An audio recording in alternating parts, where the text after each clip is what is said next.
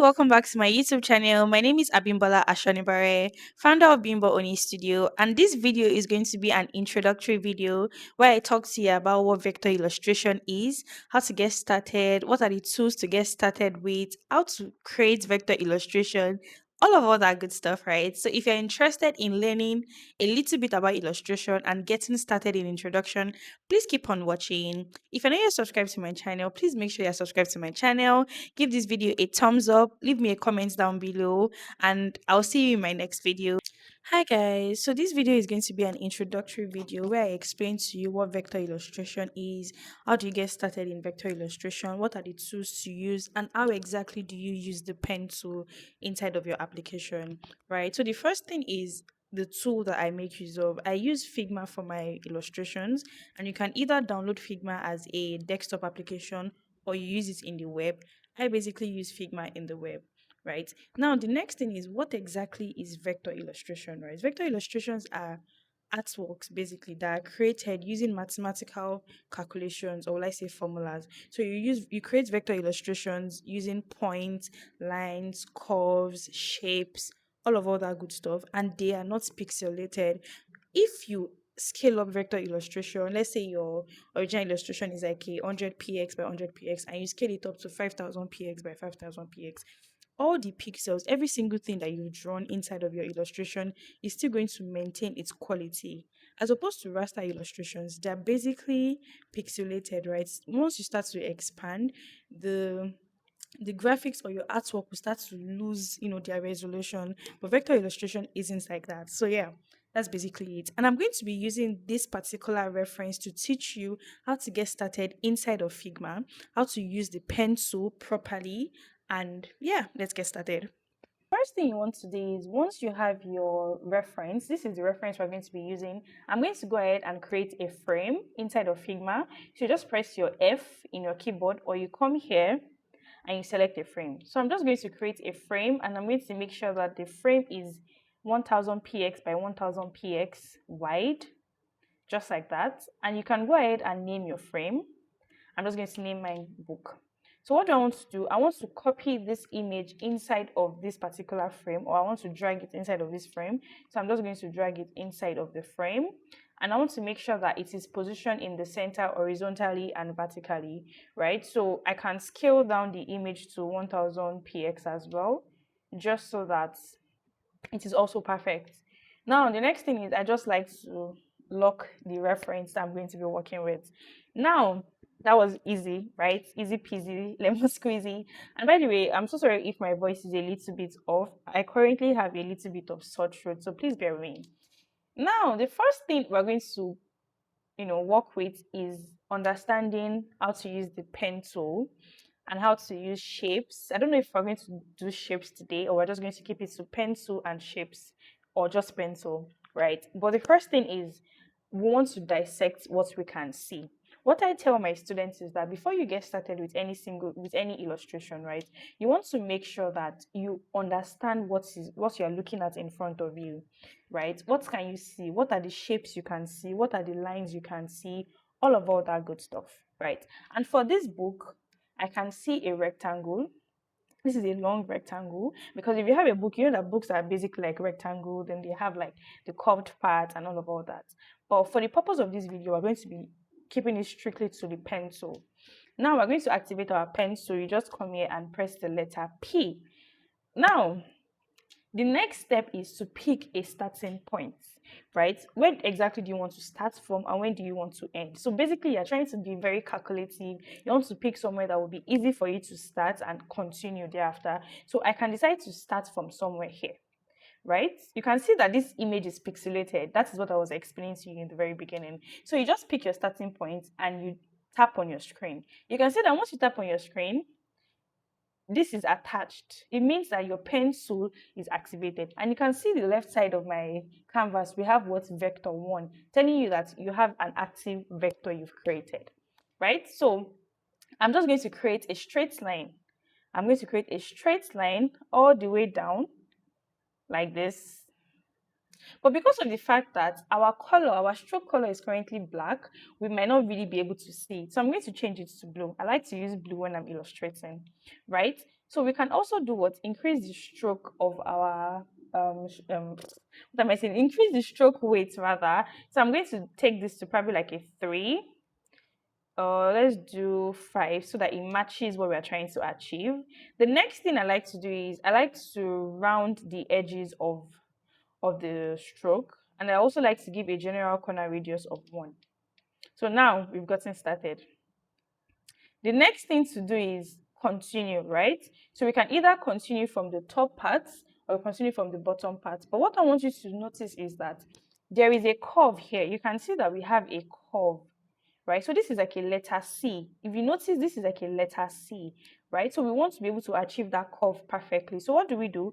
We continue. Remember that your book is what? A rectangle. So I'm going to drop it up to a point where, let me close this. I'm going to drop this up to somewhere here where it will be very easy for me to achieve a beautiful curve. So there are two ways to go about this, right? But we're going to do the first method in this particular video. Now, the first method that I like to think of is basically figuring out a perfect place where I can drop my next point and bend my line, right? So basically what I'm saying is that every single thing that you see in an illustration is either a line or a shape, right? And this is a letter C. So I'm trying to bend this line to give me a letter C. So how do you do that, right? Remember that we've dropped this here. So the next thing you're going to do is what? I want to remove this thing that is attached to it. I don't want it to be attached right now. So what am I going to do? I'm just going to press the move tool. That's letter V. You can see right now it is no longer attached. And I tap once. So I want to bend this particular line. You can see that we have something called bend here. You activate it. If you're using a Mac, that is your command. And if you're using a Windows laptop, that is your control. So you hold down your command or your control, and in what direction am I trying to bend? You can see that this is moving towards the left hand side, right? So what are we going to do? I'm going to drag it towards the left hand side. So remember, I'm pressing down my command key, and I'm also pressing down the left part of my trackpad. If you're using mouse, that is going to be your left side of your mouse. So I'm dragging it towards the left. You can see, just like that, I've dragged it down. So as you can see, once we finish bending it like this, we still have this down part where we need to adjust, and this is where you make use of these handles. You can see once you bend a line, you Figma automatically gives you like the vector handles to play around with. Okay, so I'm just going to bring this downward like this because that is the direction in which I want to bend it, right? So, and I'm just going to make some little adjustments, bring this down a little bit, then come up here and drag this a little bit as well. Bring this down a little bit. And you can see we've created that curve. You can see we've created that curve, that letter C, we've created it and we are good to go. So now, I'm just going to Control Z. Now, what do? We continue our line, draw a straight line.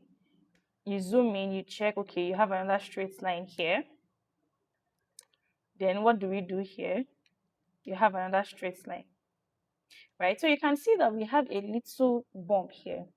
There are two ways to do it, but I'm just going to teach you the easier method, which is using the corner radius. So if you come here to the corner radius and you bump it up to, let's say, 20, you can see as I'm bumping it up, you can see it is covering it perfectly for us. So you can go ahead and bump it up as much as you want to, and you're good. That is the easier way to do it, right? So the next thing is we continue. This is our starting point. Where are we going to end this? We can end it somewhere here, right? And what do? We want to create another letter C. So you bend it towards the left, just like that. Now, you drag this up a little bit, and then you bring this down a little bit, just like that. So I want to push this down.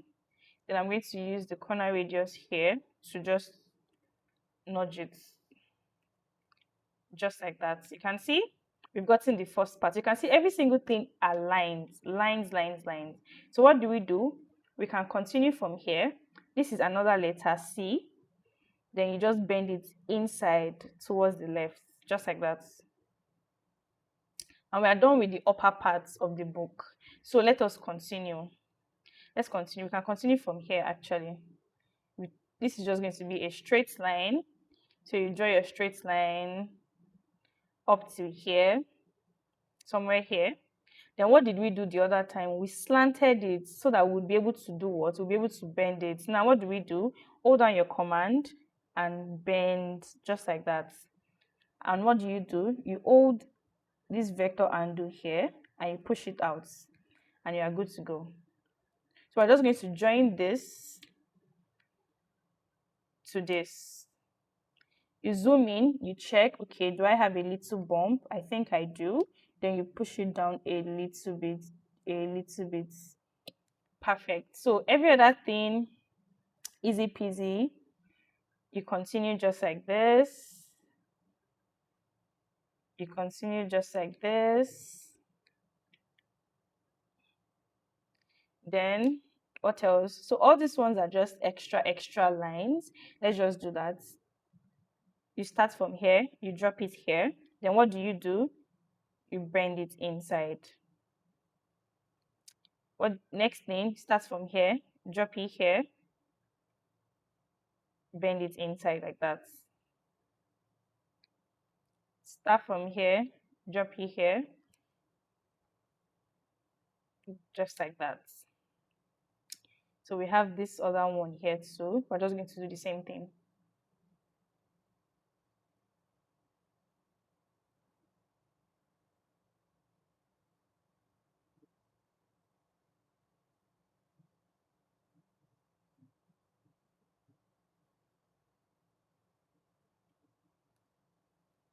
Okay, so we're done with this part. The only thing left are just these other lines. We can use a different pencil for it, but then I don't really like when my lines are sharp. So I'm just going to use the same so that I can round the edges. You can see that these edges are rounded. I like that. So just a straight line, another straight line, then another straight line. And we've been able to create our book. So what am I going to do? I'm going to close out the reference and you can see our book is ready. So let's change the stroke color back to black, and you've been able to create your very first vector illustration, right? I know. It wasn't that hard. It's actually pretty easy. So every other thing is just practice, and the more you practice, you know, the I just like to name. The more you practice, the better you get. The better you start spotting all those little things, and just like that. So we can okay. Let's fix up this tiny little bump here. Perfect. Now we can paint. Let's actually paint this particular book. But before that, I'm going to duplicate this. I like to have duplicates of my work. I like to keep the line work and the painted version. So let us paint. Let us paint. What color should we paint this? So this is how to paint. Sorry, let's do that again. You go back into your vector mode. This is what we've created. So double click on it. Once you double click on it and you select your paint bucket tool, right? The reason why we use paint bucket tool as opposed to regular adding fill is because I want to be able to paint each and every one of these separate colors, right? So let's say for this book, I want to paint it, let's say,